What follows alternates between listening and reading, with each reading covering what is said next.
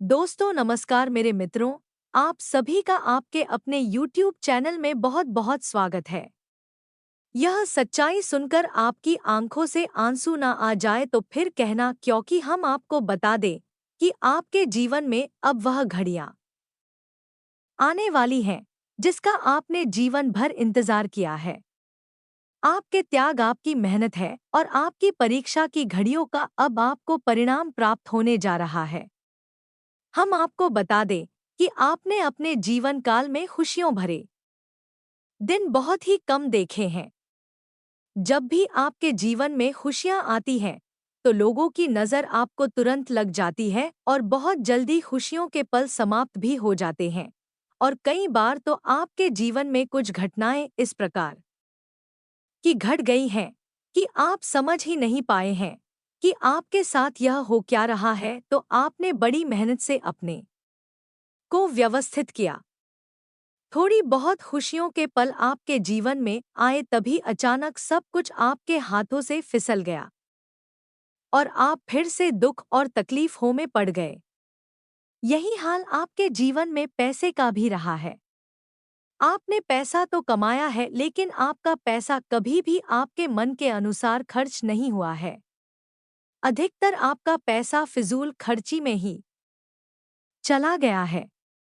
बाद में आप सोचते हैं कि आपने इतनी मेहनत से जो धन कमाया, जो पैसा कमाया, वह आप उपयोग ही नहीं कर पाए, खर्ची में चला गया, अनावश्यक खर्चों में चला गया। जी हाँ दोस्तों, आपकी राशि के जातकों की खूबी ही यही है कि आप मेहनत बहुत करती हैं, सुख समृद्धि अपने जीवन में लाने की कोशिश भी बहुत करते हैं, लेकिन उस सुख समृद्धि का, धन दौलत का, रुपए पैसे का लाभ हमेशा दूसरे ही उठाते हैं।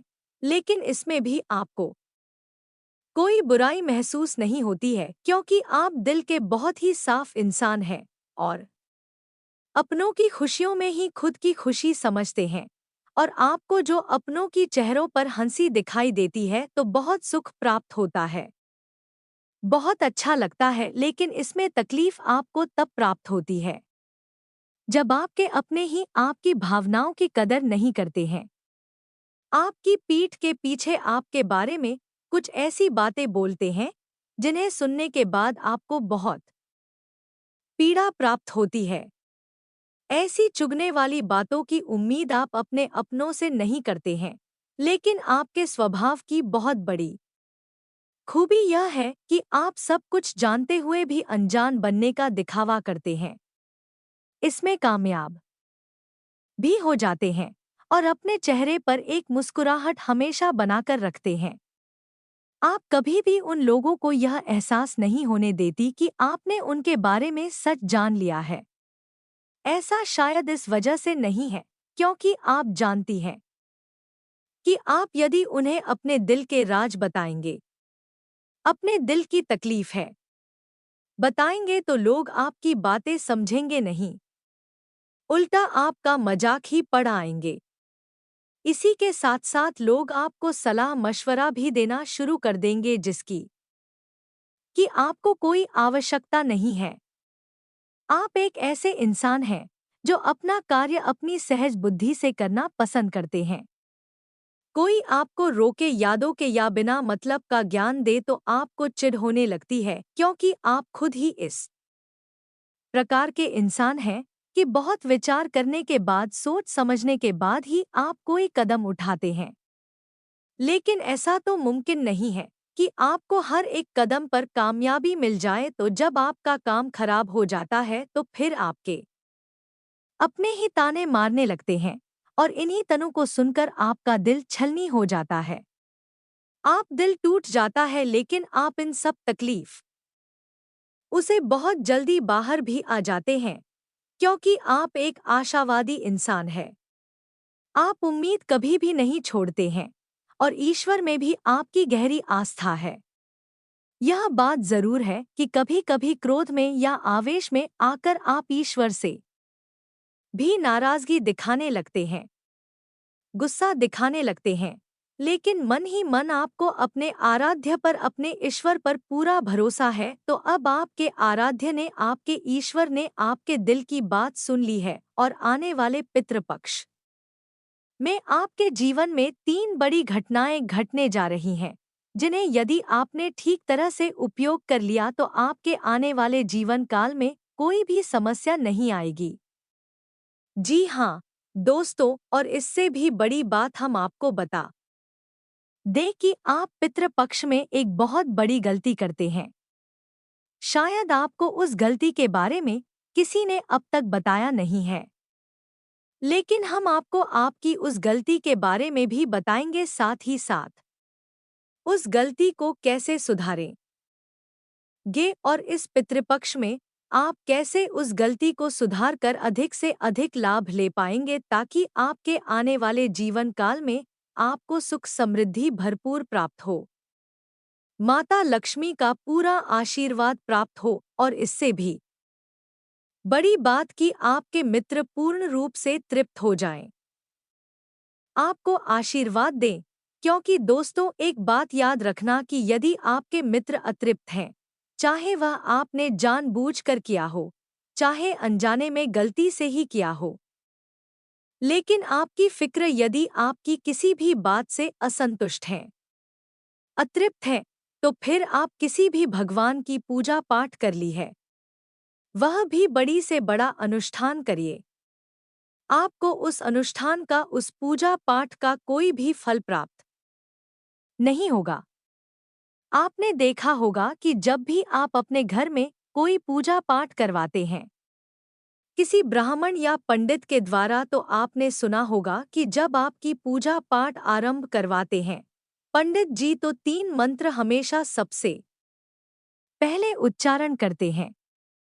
पहला स्थान देवता देव नमः, या नीचे से स्थान पर पूजा हो रही है, उसी स्थान पर जो भी देवता उस समय मौजूद हैं उन्हें नमः। दूसरा कुल देवता देव नमः, यानी आपकी कुल की जो भी देवी या देवता है उन्हें नमः। तीसरा पितृ देवता देव नमः। दोस्तों, आपके बहुत महत्वपूर्ण हैं, फिर असल में देवता है। अब यहाँ पर आपको इस बात का पुख्ता प्रमाण मिला कि बिना पितृ की पूजा किए आप किसी भी देवी देवता की पूजा कर लेंगे, उसका फल आपको प्राप्त नहीं होगा। अब पितर की पूजा कैसे करनी है, यह एक सामान्य सा प्रश्न होगा जो आपके मन में आ रहा होगा, तो कोई विशेष विधान नहीं है, बस आपको अपने पितरों को भी याद कर लेना है किसी भी पूजा पाठ के समय, और आपकी पूजा पूर्ण हो। चलिए आज के वीडियो को शुरू करते हैं। आपको बताते हैं कि कौन सी है वह 3 बड़ी घटना है जो आपके जीवन काल में घटने वाली हैं, और इस पितृपक्ष में आपको बहुत बड़े लाभ देने जा रही है। यदि आपने उनका सही तरह से उपयोग कर लिया तो वीडियो को प्रारंभ करते हैं। लेकिन इससे पहले आपसे एक निवेदन है कि कमेंट में पूरे भक्ति भाव के साथ जय मां भद्रकाली लिखना ना भूलें। माता का सीधा प्रेम और आशीर्वाद आपको प्राप्त होगा। याद रखना, जिसके साथ है माता भद्रकाली उसका कोई बाल भी बांका नहीं कर सकता है। तो आइए दोस्तों, बात करते हैं और आपको बताते हैं आपके जीवन के बारे में कुछ रहस्यमयी बातें।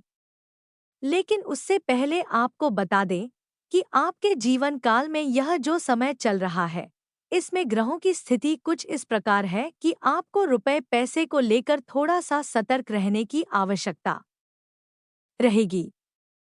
यह दोस्तों, बिना सोचे समझे आप किसी को भी पैसे ना दे, खास तौर से देने के विषय में आपको सतर्क रहने की आवश्यकता है, क्योंकि आपने यदि बिना सोचे समझे किसी को पैसे दे दिए या भावनाओं में बहकर, जो कि आपकी बहुत बड़ी कमजोरी है कि लोग आपको भावुक बनाकर आपसे पैसा ऐंठ लेते हैं। तो यदि भावनाओं में बहकर आपने पैसे किसी को दे दिए, तो हम आपको लिख कर देते हैं कि वह पैसा पहले तो आएगा ही नहीं, और यदि आएगा भी तो बहुत अधिक बुराइयां करवाने के बाद ही आपके पास वापस आएगा। दोस्तों, इससे बेहतर होगा कि आपसे यदि कोई किसी प्रकार की पैसे की मदद मांगता है तो आप उसे इस पितृ पक्ष में डाल दे। आने वाले 15 दिनों तक आप किसी भी प्रकार का पैसे का लेन देन ना करें।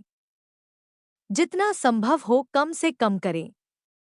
दूसरी महत्वपूर्ण बात यह रहेगी कि आपको अपने कार्यस्थल पर, यदि आप नौकरी करते हैं, तो अपने कार्यस्थल पर अपने उच्च अधिकारियों पर नजर रखनी होगी। हम आपको बता दें कि आपकी कार्यशैली कुछ इस प्रकार की है। आपके सहकर्मी ही आपसे जलते हैं और आपके बारे में अनाप शनाप पाते हैं। इसके पीछे करते हैं, और इस समय जो आपकी ग्रहों की स्थिति है वह इस प्रकार की है कि आपकी पीठ के पीछे कानाफूसी निश्चित तौर पर होगी, और इसका जो दुष्परिणाम है वह आपके ऊपर आएगा। यानी आपके उच्च अधिकारियों के कान भरी जा सकते हैं। तो आपको जितना हो सके अपनी उच्च अधिकारियों से प्रेम पूर्ण बर्ताव करना है और उनके संपर्क में ही रहना है, ताकि यदि आपके खिलाफ कोई उनके कान भरे तो उन्हें विश्वास ना। आप अपने उच्च अधिकारियों से अधिक प्रेम पूर्ण बर्ताव करके उन्हें अपने पक्ष में रखने की कोशिश करें। सबसे महत्वपूर्ण बात जिसका आपको विशेष ख्याल रखना है, क्योंकि आपकी राशि में राहु का गोचर कुछ इस प्रकार का हो रहा है कि आपकी मानसिकता दूषित हो सकती है। यह दोस्त और राहु एक छाया ग्रह है, एक राक्षस ग्रह है। यह हानि अधिकार पता है लाभ कम दिलवाता है। यह दोस्तों आपको थोड़ा बहुत मतिभ्रम हो सकता है। अब यह मतिभ्रम किसी कारण से भी हो सकता है, यानी कि कोई आपका साथी संगी ऐसा होगा जो आपको किसी गलत कार्य को करने के लिए प्रेरित करेगा, या फिर परिस्थितियां ही ऐसी बन जाएंगे कि आपको गलत काम करने की प्रेरणा प्राप्त होगी। लेकिन याद रखना कि राहु धोखेबाज ग्रह है। आप जैसे ही किसी गलत कार्य में आगे बढ़ेंगे, आपकी हानि हो जाएगी। राहु पर आप पूर्ण रूप से भरोसा नहीं कर सकते हैं, क्योंकि राहु एक छाया ग्रह है। यह कोई वास्तविक ग्रह नहीं है, तो इसका प्रभाव बहुत जल्दी आता है और बहुत जल्दी हट जाता है। यानी कि यह जितनी तेजी से आपके जीवन में आएगा उतनी तेजी से आपके जीवन से चला भी जाएगा, लेकिन आपका नुकसान बहुत बड़ा कर जाएगा। दोस्तों, इस पितृपक्ष में आपको थोड़ा सा संभल कर रहना है और किसी भी प्रकार के प्रलोभन से या अनैतिक कार्य से दूरी बनाकर रखनी है। जैसे ही आप किसी भी प्रकार का लाल कोई दे, यह कोई ऐसी घटना आपके जीवन में घटने लगे, आपको हमारी बातें याद आ जानी चाहिए कि यह राहु का प्रभाव है। लेकिन यह बहुत अधिक समय तक नहीं रहेगा। बहुत ज्यादा रहेगा तो 24 घंटे के लिए ही होगा, लेकिन इस 24 घंटे में यह आपसे ऐसे काम करवा देगा कि आने वाले जीवन में आप उस काम की कीमत बहुत लंबे समय तक चुकाते रहेंगे। इसी के साथ साथ आपको अपनी प्रेम जीवन, एक दाम्पत्य जीवन का भी ख्याल रखने की आवश्यकता है, क्योंकि वहां पर भी आपको परेशानी आने के अवसर प्राप्त हो रहे हैं। तो कुछ ऐसे मौके आएंगे जब आपका आपके प्रेमी के साथ बंधन टूट सकता है, झगड़ा हो सकता है, या फिर आपके जीवन साथी के साथ ही आपका विवाद हो सकता है और स्थिति बहुत बुरी हो सकती है। यह दोस्तों यह भी प्रभाव राहु का ही रहेगा, क्योंकि राहु के पास शरीर नहीं है, उसके पास केवल दिमाग है, और वह दिमाग बहुत ही खतरनाक है। जी हाँ दोस्तों, यह तो थी वह सामान्य घटना है जिनके लिए आपको सतर्क रहने की आवश्यकता रहेगी। यह घटना है आपके जीवन में बहुत बड़े किरदार निभा सकती हैं, अधिक नुकसान दिला सकती। हम आपको बताते हैं 3 बड़ी घटना है जो आपके जीवन में बहुत बड़े बदलाव ला सकती हैं। पहली घटना यह है कि एक ऐसे इंसान से आपकी मुलाकात होगी जो आपको आपके आने वाले जीवन में बहुत बड़ी मदद देगा, या फिर आप यूँ कहें कि एक गाइड बनकर, एक गुरु बनकर वह आपका हाथ पकड़कर आगे चलेगा। यह दोस्तों ईश्वर की कृपा है कि ऐसा इंसान आपके जीवन में आने वाला है जो आपका मार्गदर्शन करेगा, कामयाबी की ओर आपको ले जाने में आपकी पूरी मदद करेगा। कहने का मतलब यह है कि कोई एक नया मित्र या फिर कोई पुराना आपका बहुत बड़ा शुभचिंतक आपसे मिल सकता है। व्यापार यदि बिजनेस कर रहे हैं तो आपको नई पार्टनरशिप के ऑफर प्राप्त हो सकते हैं। कहने का मतलब यह है कि एक ऐसे व्यक्ति से आपकी मुलाकात होगी जो आपके लिए बहुत ही शुभ होगा, आपके जीवन में बड़े बदलाव लाने में आपकी मदद करेगा। दूसरी बड़ी घटना आपके जीवन में यह घटेगी कि आपके मन में धार्मिकता का भाव उत्पन्न होगा और किसी विशेष तीर्थ स्थान पर जाने का आपका अवसर बनेगा। या दोस्तों, लेकिन तीर्थ स्थान जो भी होगा वही नज़दीकी होगा, दूर का नहीं होगा। तो ऐसे में यदि कोई अवसर आपको प्राप्त हो जाता है या आपके मन में भाव उत्पन्न हो जाता है तो वह ईश्वर की देन है, उसे स्वीकार करें और आगे बढ़े। तीसरी बड़ी घटना जो आपके जीवन में घटित की आपका एक पुराना विवाद है, कोई बड़ा विवाद है जो बहुत लंबे समय से अटका पड़ा है, उसके बाद में जो रुका आ रही थी अब दूर हो जाएंगे, गति प्राप्त हो जाएगी और कोई ना कोई निष्कर्ष अवश्य ही निकल आएगा जो कि आपके पक्ष में ही रहेगा, जिससे आपके मन में खुशियां ही खुशियां। आज के बाद कोई प्रॉपर्टी का भी हो सकता है, रुपए पैसे की लेन देन का विवाद हो सकता है, या फिर किसी अन्य प्रकार की चीजों का लेन देन का विवाद है। जो भी विवाद है अब वह दूर हो जाएगा और उसका फैसला आपके पक्ष में आएगा। यह एक ऐसी घटना रहेगी जो आपको सुख देगी, आपको शांति देगी। अब आपको बताते हैं वह गलती जो आप अपने हर पितृपक्ष करती चली आ रही हैं। शायद इसी गलती की वजह से आपको पितरों का पूरा आशीर्वाद प्राप्त नहीं हो पा रहा है, और जब भी आप अपनी पितरों की तृप्ति के लिए कोई कार्य करते हैं तो वह कार्य आपको लगता नहीं है, आपके मित्र संतुष्ट नहीं होते हैं, प्राप्त नहीं होते हैं। तो वही गलती क्या है दोस्तों? अब आप ध्यान से समझिए। हमारे शास्त्रों में यह वर्णित है कि पितरों का कार्यभार भगवान श्री हरि विष्णु को दिया गया है। यानी कि जब भगवान श्री हरि विष्णु से आत्माओं के बारे में विचार करने के लिए कहा गया, जो इस मृत्युलोक से निकल जाती है और यहाँ वहाँ भटकती रहती हैं, उनका कोई ठिकाना नहीं होता है, तो भगवान श्री हरि विष्णु क्योंकि सृष्टि के संचालक हैं, तो उन्होंने मित्रलोक का निर्माण किया और मित्रलोक के संचालन का कार्यभार सूर्य देवता को दे दिया। तो इस प्रकार भगवान श्री हरि विष्णु पितरों के आराध्य हुए, उनके प्रमुख देवता हुए। इसी प्रकार आप इस बात को भी जानते होंगे, हमने अपनी पिछली वीडियो में भी बताया था कि भगवान श्री हरि विष्णु जब निद्रा में जाते हैं, यानी आराम करने के लिए जाते हैं, तो सबसे लंबा समय उन्होंने पितृ को ही दिया है। इस दृष्टि को इस संसार को चलाने के लिए जो कि पूरा एक पखवाड़ा है, तो आप पितरों के महत्व को समझ सकते हैं, पितरों का भगवान हरि विष्णु से संबंध समझ सकते हैं। इतना गहरा है और कितना पढ़ा है, यानी कि पितरों के लिए किया गया कोई भी अनुष्ठान तब तक पूर्ण नहीं हो सकता जब तक कि भगवान श्री हरि विष्णु को याद ना किया जाए, उनका सही तरह से पूजन अर्चन ना किया जाए। तो अब ऐसे में आप क्या करें, क्योंकि अब तक आपको किसी ने यह बताया नहीं था। आप तो सीधे सीधे अपने पितरों के लिए श्राद्ध करवा रहे हैं, या फिर उन्हें जो भी कोई उपाय बता देता है उन उपायों से तृप्त करने की कोशिश कर रहे हैं, लेकिन इत्र आपकी तरफ नहीं होते हैं और आपके ऊपर दोष लगातार बना रहता है, तो अब आपको आने वाली इस पितृपक्ष में क्या करना है कि अपने पूजा घर में भगवान श्री हरि विष्णु के नाम से एक दीपक अवश्य जलाना है।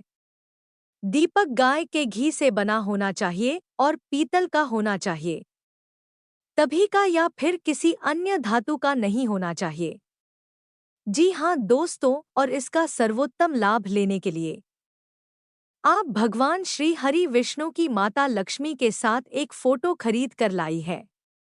उस फोटो का सही तरह से शुद्धता और प्राण प्रतिष्ठा करने के बाद ही पूजन अर्चन शुरू करें।